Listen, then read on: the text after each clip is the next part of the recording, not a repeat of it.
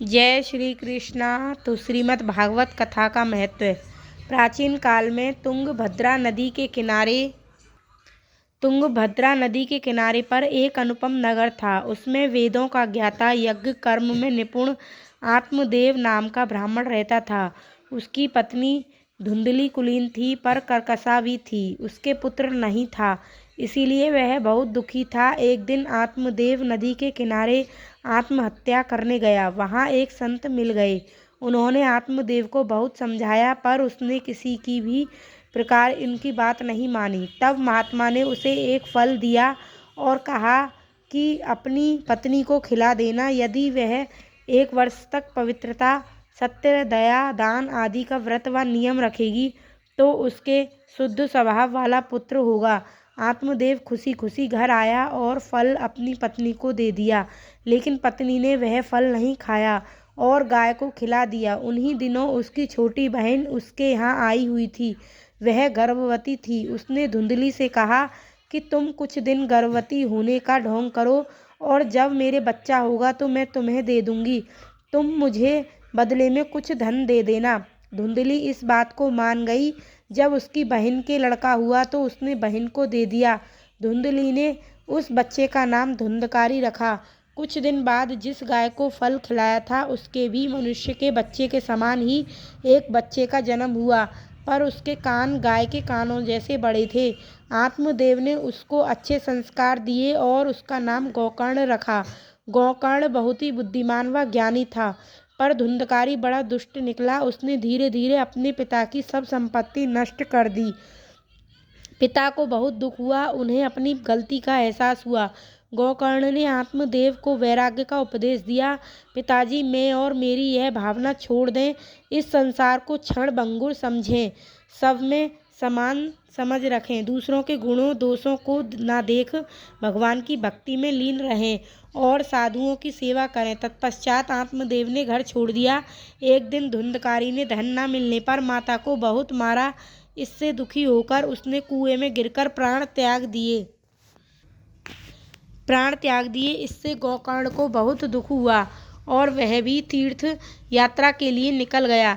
धुंधकारी जिन स्त्रियों के साथ रहता था, एक दिन उन सब ने मिलकर उसे मार दिया और एक गड्ढा खोदकर उसमें दबा दिया और संपत्ति लेकर चली गई। धुंधकारी मरकर भयंकर प्रेत बन गया। गोकर्ण को तीर्थाटन करते हुए जब धुंधकारी की मृत्यु का समाचार मिला तो उसने गयाजी जाकर उसका श्राद्ध किया, पर उससे उसका कुछ भला नहीं हुआ।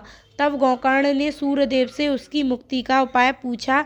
सूर्यदेव ने कहा कि भागवत सुनने से धुंधकारी का उद्धार हो सकता है। एक ब्राह्मण कथा सुनाने के लिए तैयार हो गया। धुंधकारी को कहीं बैठने की जगह न मिली तो वह एक 7 गांठ वाले बांस पर बैठकर कथा सुनने लगा। प्रतिदिन कथा सुनने के बाद बांस की एक गांठ फट जाती। इस तरह 7 दिन में 7 गांठें खत्म हो गईं और धुंधकारी प्रेत योनि की यातनाओं से छूटकर दिव्य रूप में आ गया और भगवत धाम को चला गया। धुंधकारी ने एकाग्र चित्त से कथा को सुना, इसीलिए उसकी मुक्ति हुई। इसीलिए कथा को एकाग्र चित्त व भक्तिपूर्वक सुनना चाहिए। एक बार सनकादि मुनियों ने श्री सूत जी से पूछा, भक्ति और वैराग्य से प्राप्त विवेक द्वारा लोग किस प्रकार इस माया मोह से अपनी पीड़ा छुड़ा सकते हैं। तब सूत जी ने कहा कि मैं अपने तुम्हें संपूर्ण सिद्धांतों का सार तत्व सुनाता हूँ। मनुष्य के जन्म जन्मांतर के पुण्य होने पर ही भागवत शास्त्र का ज्ञान प्राप्त होता है। यह कथा देवताओं के लिए भी दुर्लभ है। इस कथा के श्रवण मात्र से राजा परीक्षित की मुक्ति को देखकर ब्रह्मा जी को भी आश्चर्य हुआ और उन्होंने कलयुग में इस भागवत शास्त्र का विधि विधान से श्रवण करने पर मुक्ति मिलती है, ऐसा निश्चय किया। नारद जी ने भी इसका प्रभाव देखा। उस दिन भगवान परम धाम सिधारे। उसी दिन का कलयुग यहाँ आ बैठा। राजा परीक्षित ने जब उस क्रुद्ध दृष्टि डाली तो वह दीन बनकर उनकी शरण में आ गया। नारद जी ने भक्ति को उपदेश दिया, जो फल तपस्या, योग एवं समाधि से भी नहीं मिलता, वह कलयुग में हरि कीर्तन करने से ही मिल जाता है। इससे भक्ति बहुत प्रसन्न हुई और नारद जी से कहने लगी, मेरे पुत्रों को जरा, बुढ़ापा और रोग से छुड़ा दीजिए। नारद जी ने बहुत प्रयत्न किया और उसके पुत्रों को जरा और रोग से ना छुड़ा सके। तब आकाशवाणी हुई कि तुम कोई सत्कर्म करो। भक्तिपूर्वक श्रीमद् भागवत की कथा सुनने या पढ़ने से भी सब दोष नष्ट हो जाते हैं। इसी को सबने सर्वश्रेष्ठ सत्संग व सत्कर्म माना है। इसीलिए नारद जी ने सनकादि ऋषियों द्वारा इस भागवत शास्त्र को सुनने का निश्चय किया। हरिद्वार के आनंद नामक सुरम्य स्थान पर सनकादि ऋषि नारद जी को कथा सुनाने लगे। उसी समय भक्ति अपने दोनों पुत्रों को लेकर वहां आई और भगवान श्री कृष्ण की महिमा का गुणगान करने लगी। इन सनकादि मुनियों ने 1 सप्ताह तक भागवत कथा का प्रवचन किया।